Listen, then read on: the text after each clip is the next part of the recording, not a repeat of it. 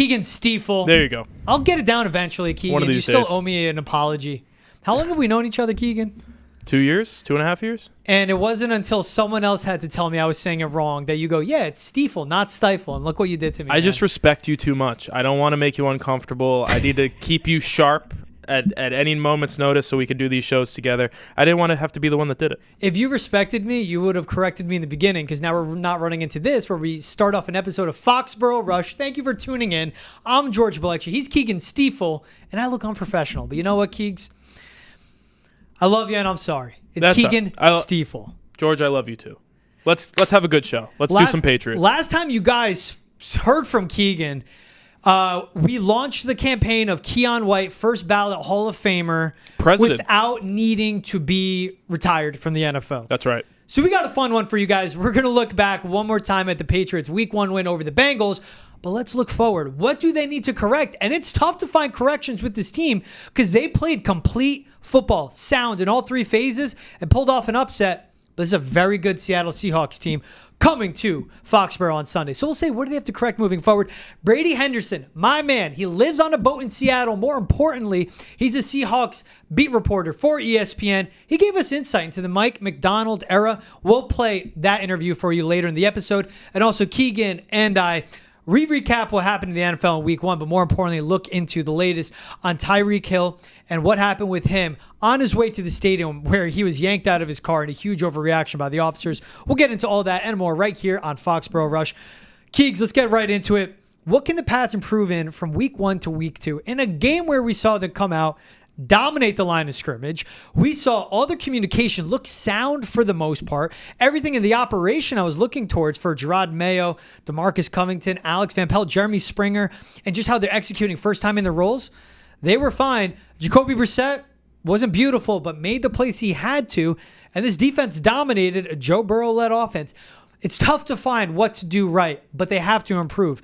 And Gerard Mayo's definition of successful season is being competitive and improving game by game. So let's go into where do you think the Pats need to improve? Let's start with one thing, and we'll get into this convo. Yeah, it's one of the things I looked into because I was so impressed with the way they looked on Sunday. So I wanted to, when the All-22 came out, I got a little taste of it.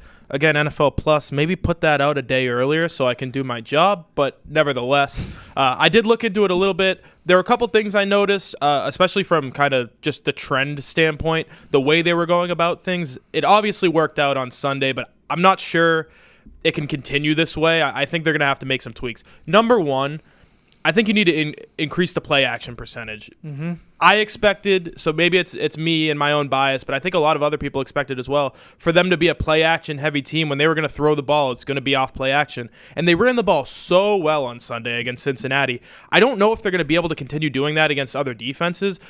You know, we're going to talk about Seattle later. That's one of the best defensive lines in football. Mm-hmm. So you're not going to be able to run the ball as effectively, we don't think. So I would love to see them increase the play action percentage. I believe it was only 26%, 21%. It's in that area. Out of the 24 pass attempts, 5 of them came via play action in a game where you got to do whatever you wanted to do in the ground game. Exactly. So it was 21%. You expect that to raise as we go along.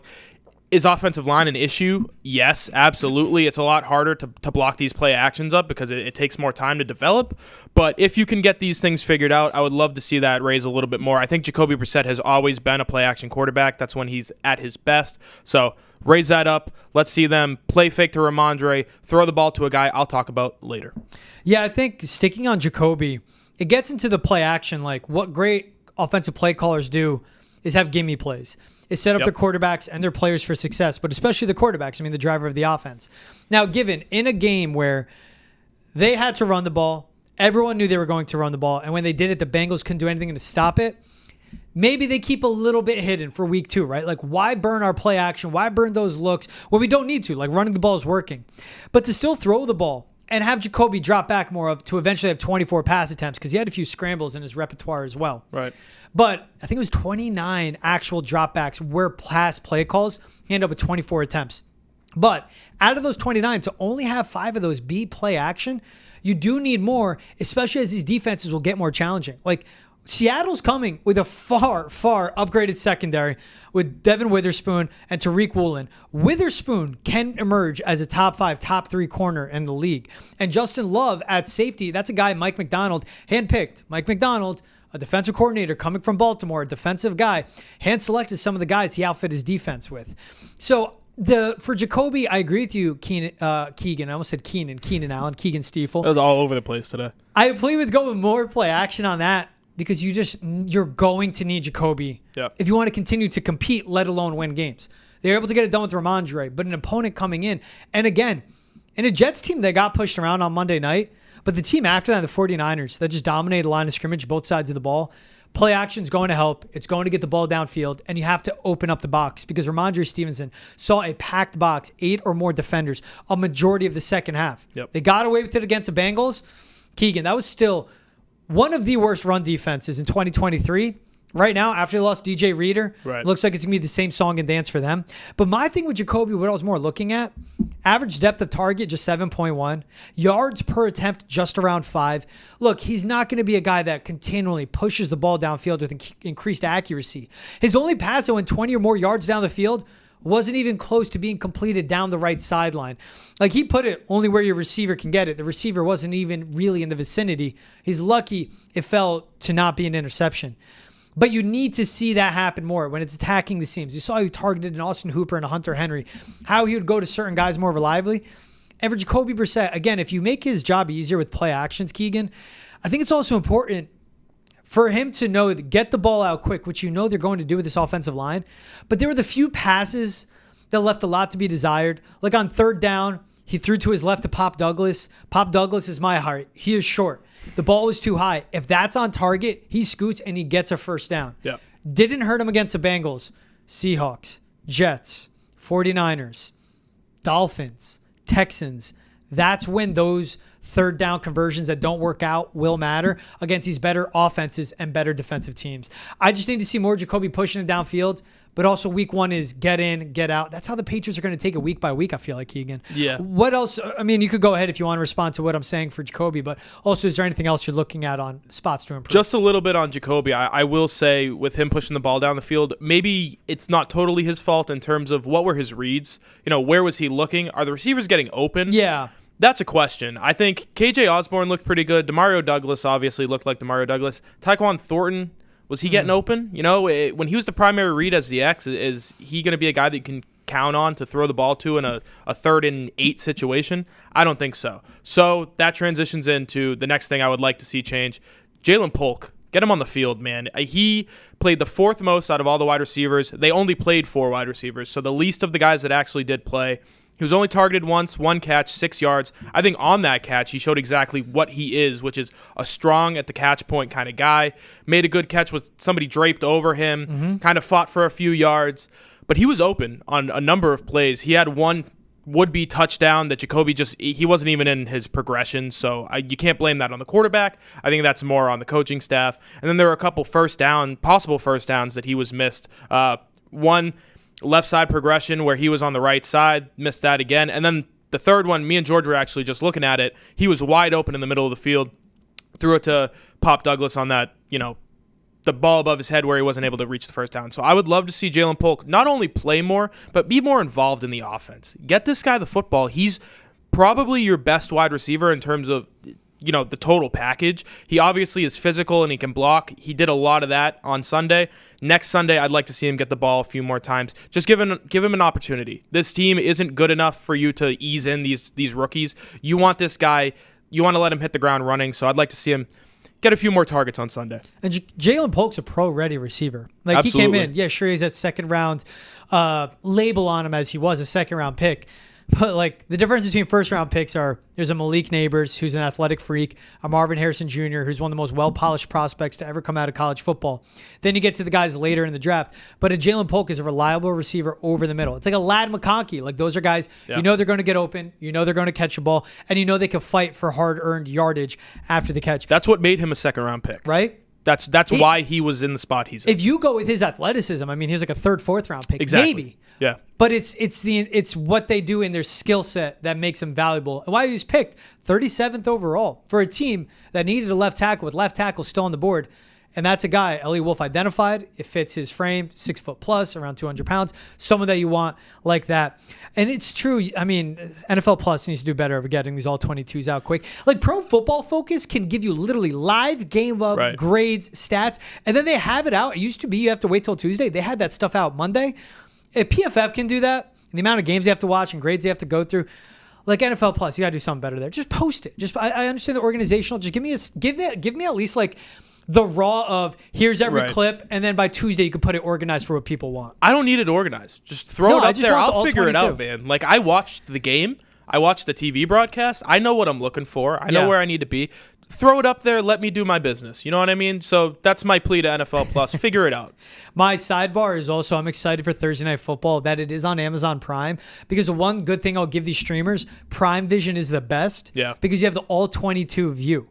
Like that view from behind the quarterback, that's what I want. Like, yeah, I watch the offensive line, but I want to see the receivers downfield. I want to see what the safeties are doing. It's just like it's time. Networks out there, just pivot and get behind the end zone. Everyone wants it. I'm going to go in. We talked quarterback, we talked receiver, offensive line, left tackle. Got it. And even right guard, like the two weakest spots for them. Vidarian Lowe at left tackle, Layden Robinson at right guard. They're two lowest graded pass blockers out of everyone that played substantial stacks. I'm not going to count Chuks Okorafor in this. You're taking on Boy Mafi at his speed, who's insane, and what he was able to do in week 1 against the Broncos. I mean, all the pressures, 2 tackles for a loss and a sack, and just dominating line of scrimmage. Leonard Williams, a veteran defensive tackle, I know he's bounced around between the Jets and the Giants, and now he's with Seattle, but that is still a guy that can be a game wrecker up the middle. Mike MacDonald is smart. He knows how to get the most out of his guys in elevated defense. We've seen him do it in Baltimore. They're looking at Layden Robinson. They're circling that rook. They're circling the left tackle spot no matter what. And we'll see if Uchenna Nwosu can get back into the fold, because that's a guy that's been playing for a while and is a really good vet. If those guys come knocking, left tackle and right guard, you're able to get away with it against Trey Hendrickson and a bad interior defensive line. You're not going to have that with the Seahawks, Keegan. Yeah, I do want to push back a little bit on the Layden Robinson front. He was, I will say, their nastiest run blocker. So when you're running the football... But pass blocking 5 pressures in 29 snaps. No, you're absolutely right. But I will say, he's a good run blocker. When he's out there, and I think he's going to be put in a pretty good spot, unless they really target him with Leonard Williams. But with a guy like Byron Murphy, who I think is tremendous football player. Like, I think he's in the conversation to win Defensive Rookie of the Year just based off pure talent. Him versus Layden Robinson is a matchup of 2 bulls. Like, they're going to go after each other. But with Murphy, he's a little less polished. And I think Layden Robinson's a little less polished. So it's really just going to be like strength versus strength. I'm excited to see that matchup. I think Robinson can hold his own. He was nasty finishing off these runs. The last one to ice the game from Ramondre Stevenson, he buried one of the defensive tackles for Cincinnati and kind of stood over him a little bit. He's a fun player to watch. I do think he needs to clean some things up. But I will say they should be happily, pleasantly surprised with what they got out of him. With Layden Robinson, him coming out of the draft, like he already was an establishment. Like you hit it nail on the head. Like I always like talking college prospects with you, because you love college football like me. That's right. But I also love just talking the guys coming out. We knew him as a run blocker, and why I said I'm like, this is a good piece. Give him a year, he'll be a pass blocker. I'm gonna backdoor this every way I can, Keegan. Elliott Wolf, this is your fault if Layden Robinson is blown up on Sunday and the game is decided because of interior pressure, because you have him pass blocking, because we knew him as a run blocker, he'd be good. But if you had an actual left tackle, then Mike Onwenu could be your right guard, and then Chuks or Caden Wallace could be your right tackle, and maybe that'd be a more solid offensive line. Again, this is on Elliott Wolf, and they need to move all these parts around, because the guy that was their starting right tackle through camp got moved to left, and all of a sudden was so unserviceable at left tackle that he got taken out after 13 snaps. I do wonder, too, we haven't seen them practice this week. Would you consider moving Mike Onwenu in and then letting Caden Wallace play on the right side? He played a pretty fair amount as the jumbo tight end and played well. This is all running situations, obviously. We haven't seen him really pass block yet. But if you're so scared about Layden Robinson, not necessarily you, but if the Patriots don't feel comfortable putting him in there with some really stout interior defenders, beef up the interior and then worry about the tackles later. They really didn't chip at all against Trey Hendrickson. That needs to change, because you're going to, in the next 3 weeks, you're playing some insane pass rushers. Like Boy Mafi. You'll have Quinnen Williams on the inside. But they'll bump him out Jermaine as well. Johnson and Will McDonald. Exactly. And then in week 4, Good luck. Have maybe fun. the scariest pass rusher in the NFL, Nick Yes. Bosa. So I wonder if they do make a change. We'll see later this week when they actually get out on the practice field. I just wonder, I mean, you put Robinson between Onwenu and Andrews, obviously with the veterans there to help out that rook come along. Yeah, like I thought that too, but not even Caden Wallace. Like, all right, Chooks is broken for left tackle, but I mean, that's a guy that's 6 years in the league, over 1,000 snaps, multiple seasons at right tackle. Same thing. Do you put Chooks there and you go with Onwenu? They don't have to worry about inexperience. And then the left side, obviously, we'll see who's there. If it's Michael Jordan, if City So is back, it could be like you said. It's as of the time of this recording, it's Tuesday. If So is back there in practice at left guard, we can see how that would affect the rest of it. We touched on the matchups a little bit. Let's throw it to it right now. Brady Henderson of ESPN Seattle, the beat reporter for the Seattle Seahawks. We talked about matchups. We talked about Mike MacDonald and what his imprint is on the Seattle Seahawks as a first-year head coach, replacing a legend. Sounds a lot like New England. Here's my interview with Brady Henderson of ESPN. What's up? He's Brady Henderson of ESPN, covers the Seahawks for ESPN out in Seattle. Brady, thanks so much for joining Rush today. How we doing, my man? Yeah, you bet. Thanks for having me, George. Good to talk to you. Always great chatting with you, Brady. I want to start with like the big picture that we see with the Seattle Seahawks now. Just like the Patriots, it is a first-time head coach leading the way for this team, but also just like the Patriots, a first-time young, defensive-minded head coach replacing a legend. Pete Carroll there for 14 years is now Mike MacDonald's show. Just like in New England, it was Bill Belichick. Now it's Gerard Mayo leading the way. When Mike MacDonald was named the head coach of the Seahawks, how was that received by Seattle Seahawks fans, and how was that received by the media like you that looked at the hiring process and who they ended up going with?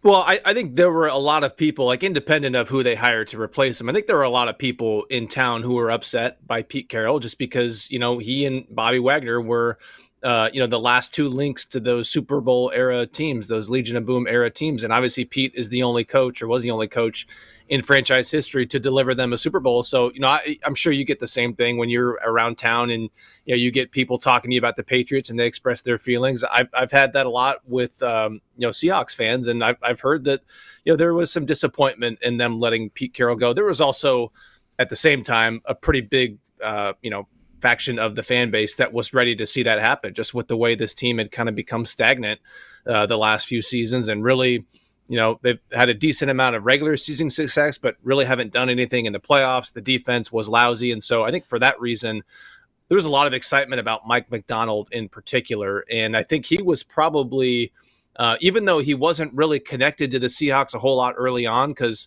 oddly enough, they missed their initial window to interview him that first time during the Ravens bye week.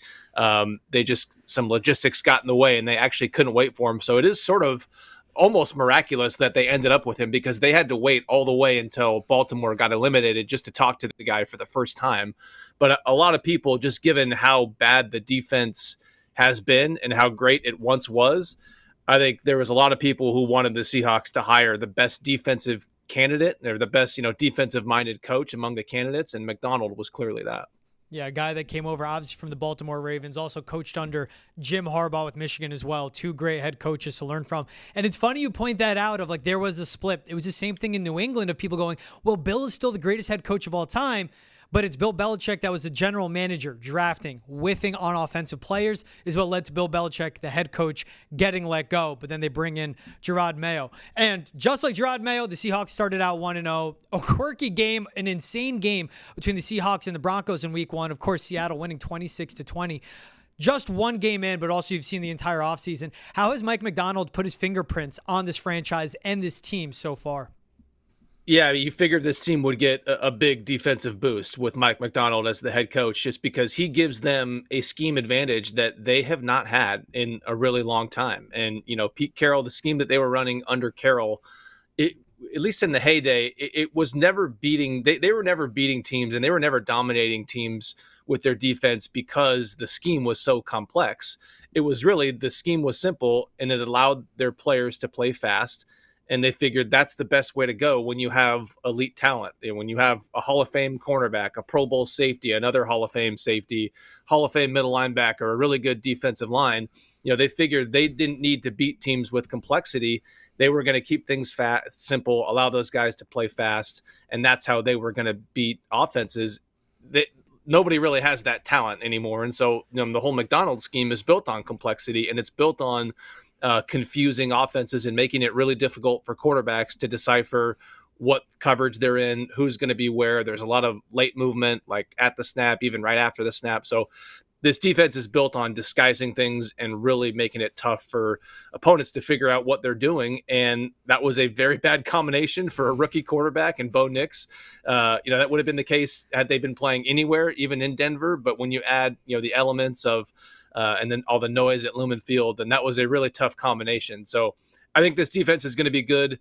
I also think they got a bit of a soft landing in week 1, playing a rookie quarterback, making his NFL debut in one of the toughest stadiums to play in. So it's not going to be as easy for them, but I still think this defense is going to be a whole lot better than it has been the last few years. Yeah, you got a rookie quarterback on some bootlegs, like running backwards and out of bounds 5 yards behind the line of scrimmage. But a game where safeties were given up and interceptions to start, the defense held its own, certainly. I like that you point out everything that is different about a Mike MacDonald defense compared to Seahawks defenses in the past.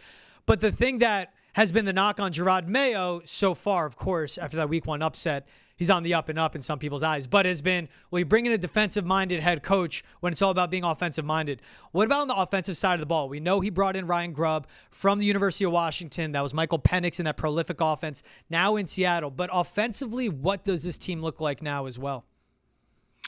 Yeah, they're going to be the kind of offense you would expect from a defensive-minded head coach, which is to be a team that really leans on its run game. And that was one of the really interesting aspects of the Grubb hire because, Grubb, he has a very varied offensive background. I mean, he was a running backs coach at one point. He was an offensive line coach at one point.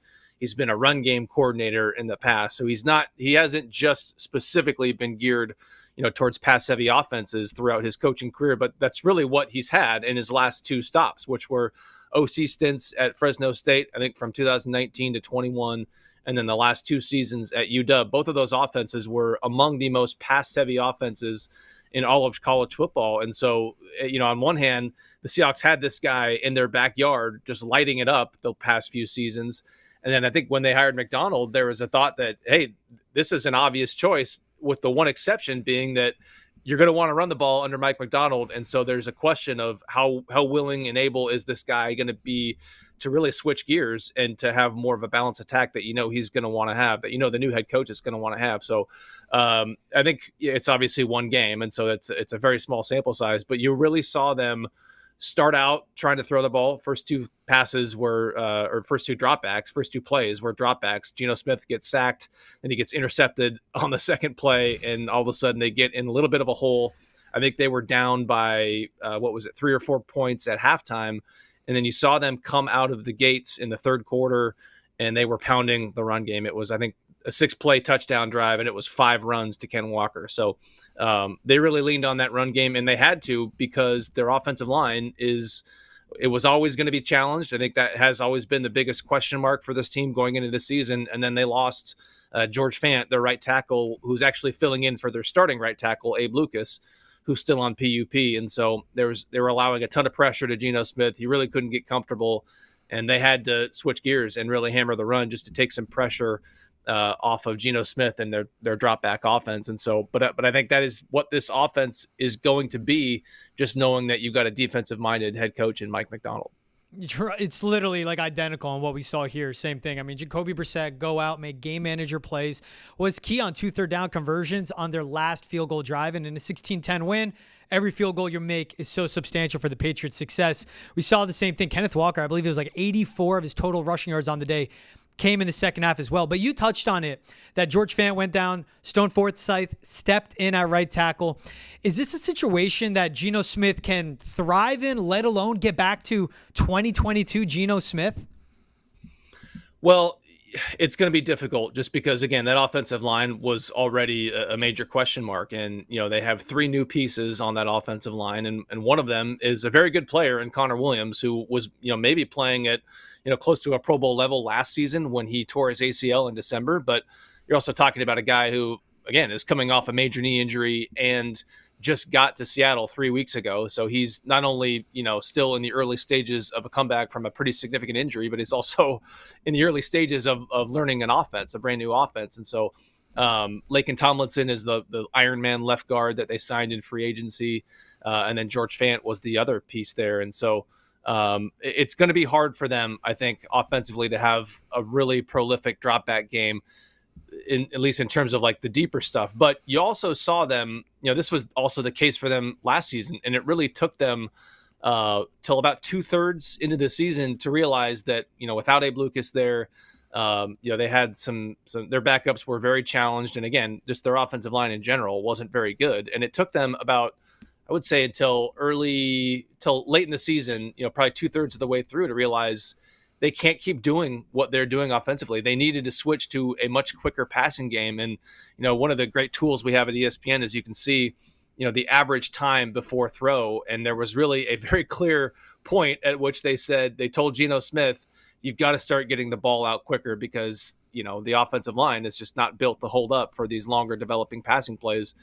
And guess what? Over the last, I think it was 6 weeks of the season, right when they made that switch pretty much, Geno Smith had the best QBR in the entire NFL. And so they really thrived with that quick passing offense, which again was designed to take a lot of pressure off of an overmatched offensive line. So they did it last season, albeit under a new coordinator, but you would think that it's the same quarterback, it's the same, skill players, and it's also the same issue up front. So if they have to switch gears again, then that history suggests that they may be able to do it.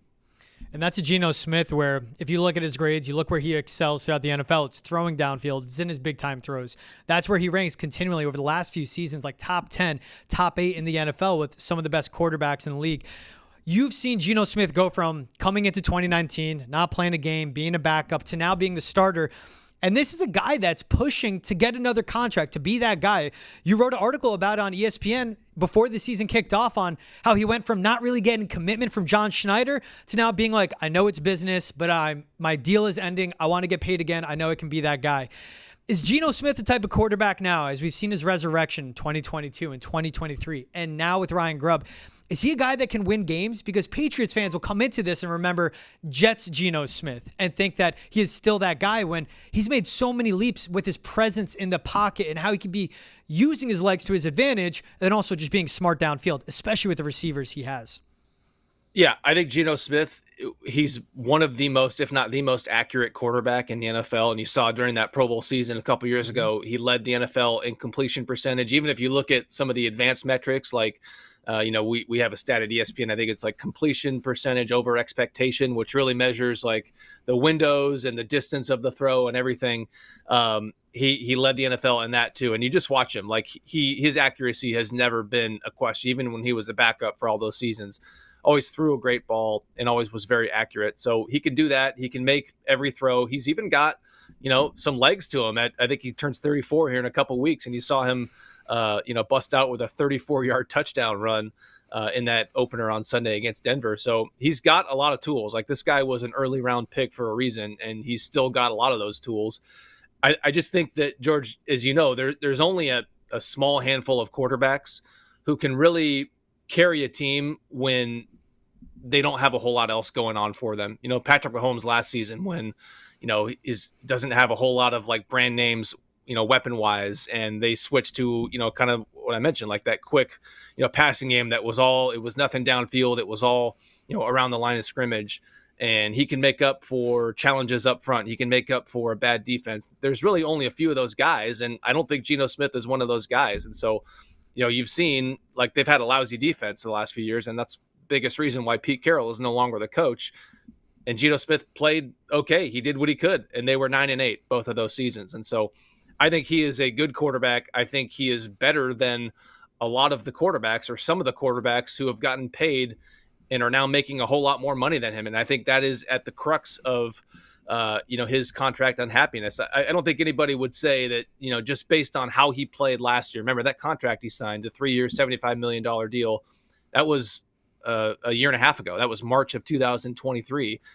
Nothing about the season he had last year alone would say that, yeah, this guy deserves a new deal. I think Geno is looking at, guys like Kirk Cousins, who got $45 million a year in free agency. He's looking at, some other guys who have gotten paid, whose names are escaping me right now. Trevor Lawrence is the highest paid quarterback in the NFL. If you look at their QBRs over the last 2 seasons, Geno Smith is well ahead of Trevor Lawrence. Mm-hmm. He's well ahead of Kirk Cousins and Baker Mayfield, who, got paid, I think, $33.3 million a year. So, and Baker Mayfield is now 20th in terms of Geno Smith is now 20th in terms of annual average. So he's one of the lowest paid veteran starters in the NFL.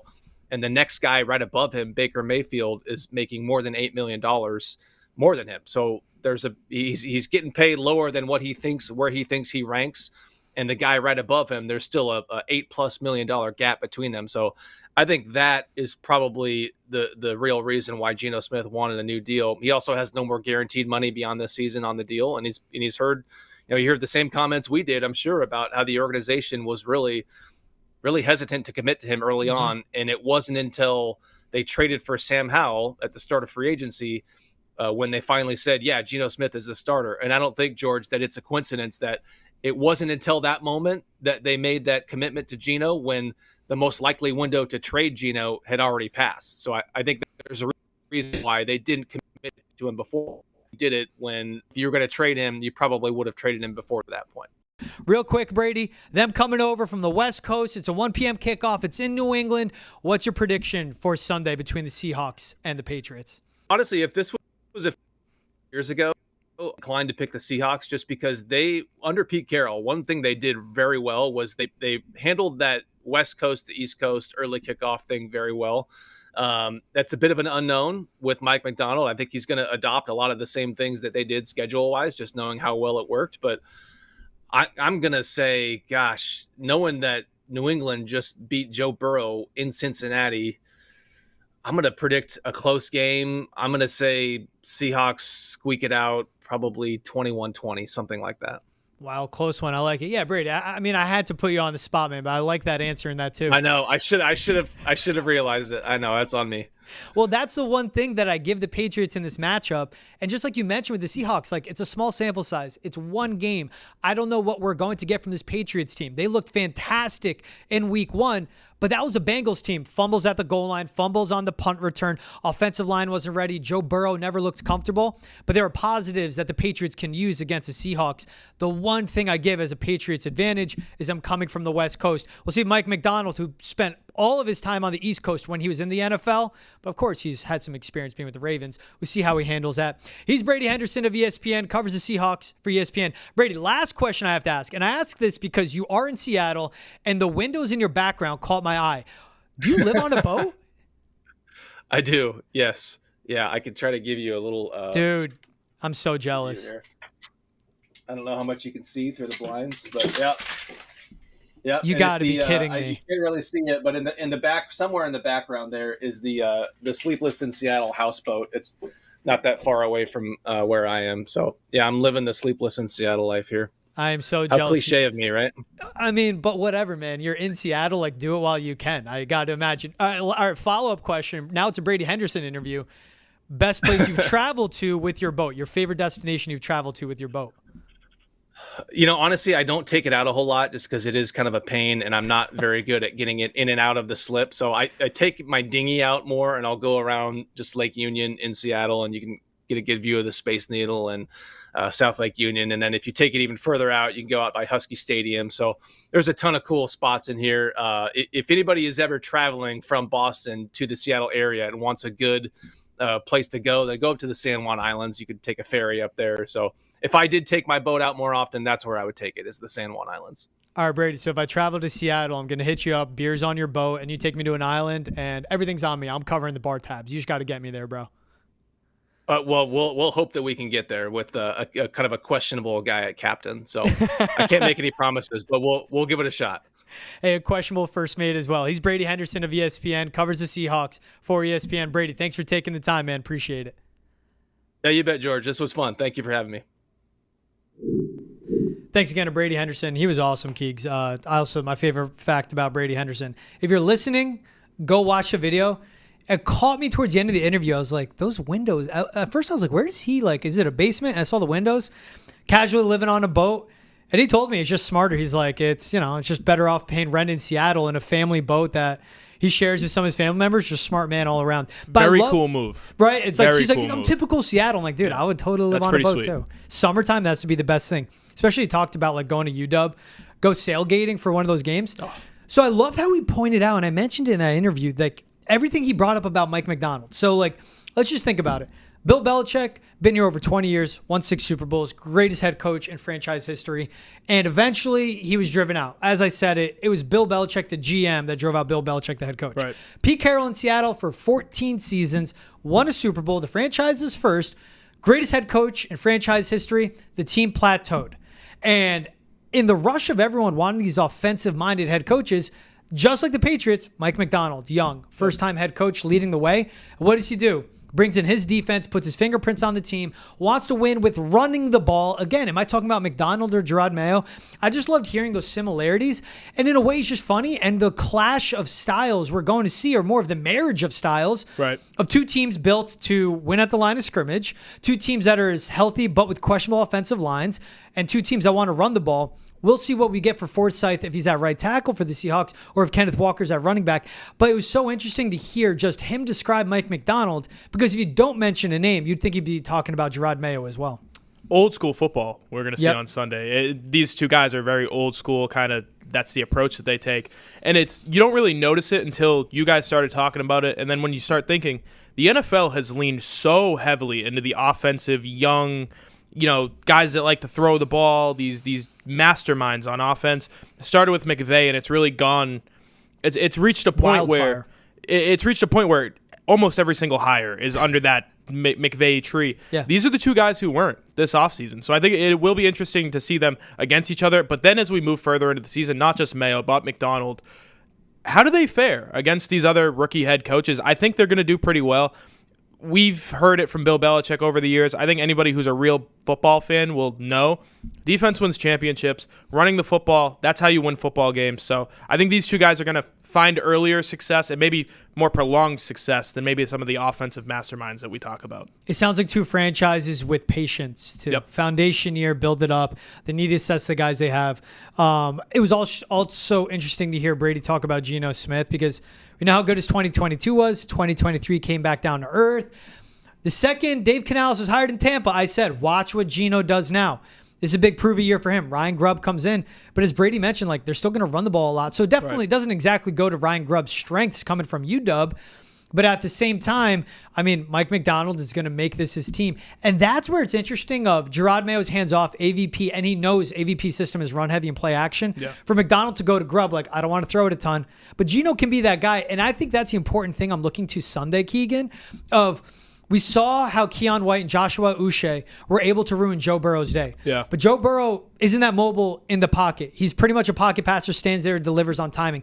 And also, he doesn't look like he's 100%. Geno Smith, the biggest leap he's made since his Jet days is his feel in the pocket, using his legs, resetting himself, and still throwing and looking downfield and keeping his eyes up. Yeah. And also, as we saw in that touchdown, him using his legs to score. So I'm interested to see how Uche and White can deal with the Geno Smith, who's a lot more mobile and athletic than a Joe Burrow. Yeah, and I do think they're going to simplify things for Geno this year. You started to see it last week, but running the football, like you said, and with the weapons that he has, tight end's a bit of a question, but with those three wide receivers, this is make it or break it for him in a contract year where he's trying to get paid.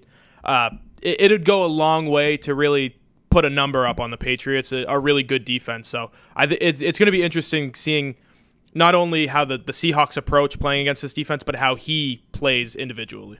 All right, let's get into the latest on Tyreek Hill. So if you were living under a rock on Sunday, Tyreek Hill was driving to Hard Rock Stadium to kick off their season for the Dolphins, was pulled over for speeding, reckless driving. And in the videos that since a body cam has been released, Tyreek Hill in the car, officers are talking to him, puts his window up with the dark tint. You shouldn't do that against the cops. They're knocking on his window, eventually puts it down. And then there was the overreaction by the Miami-Dade Police Department. The Dolphins have put up a statement saying, they're saddened, the necessary force and hostility from the cops, stating, that everything that happened, including Tyreek Hill, Jonnu Smith, and Calais Campbell. Calais Campbell put in handcuffs. Yeah. This was something when you're seeing it unfold on Sunday, Keegan, you can't believe it. And I know, on the chat, I said, well, if there's a player this happened to, I wasn't shocked it was Tyreek Hill.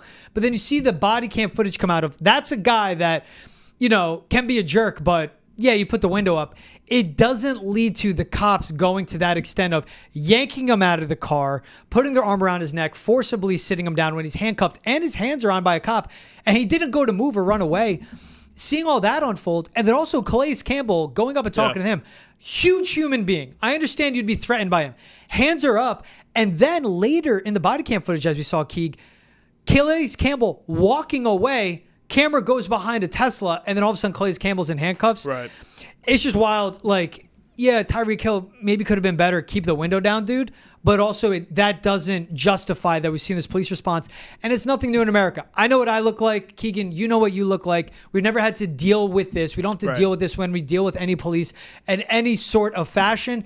It's sad to see, but it's a reminder. This is still happening in America. A lot happened in 2020. Good change came out of 2020.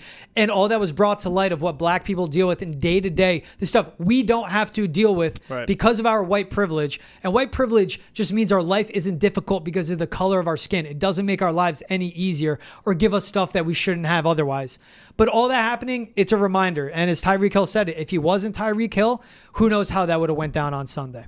Yeah, I think the two people who said it best were Mike MacDonald and Tua Tagovailoa, the two people who are involved or closely related to it. You know, both said they were emotional. And Mike MacDonald, half black, half white, you know, mixed.